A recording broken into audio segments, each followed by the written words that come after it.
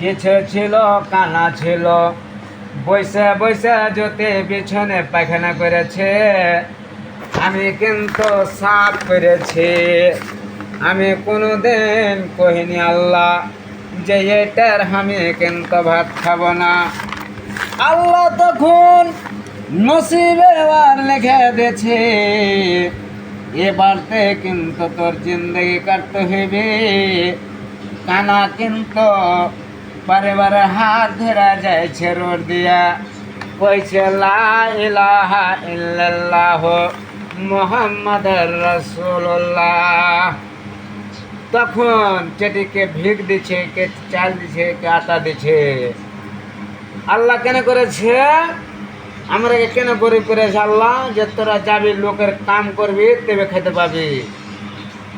লোকের কাম করে আসবে, লোকের কাম করে আসবে, লোকের কাম করে আসবে। ডাক্তার বাড়ি কিন্তু পাক্কার বাড়ি আছে, পাক্কার বাড়ি ওর আছে। তখন কয়েছে আল্লাহ, আল্লাহ আমি কি খেড়ির ঘরে মরবো নাকি আল্লাহ? বাড়তে খাইতে নাই, কিচ্ছু খাইতে নাই। বাড়িবার হয়ে গেছে 15টা, 15টা কিন্তু বেটি কিন্তু দিয়ে দিয়েছে। 15টা বেটি দিয়েছে ওর পরিবারটাকে।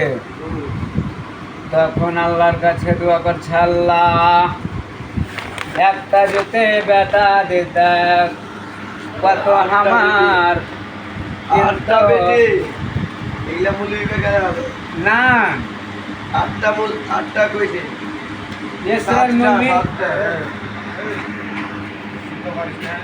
বুঝছি একটা কুর্সি দেয় ও থেকে দিয়া এটা এটা এটা এদিকে লাস্টে হ্যাঁ এটা ওইটা লাই, ওইটা লাই, এটা হবে এইটার মধ্যে। আল্লাহ তখন কয়েছে, আল্লাহ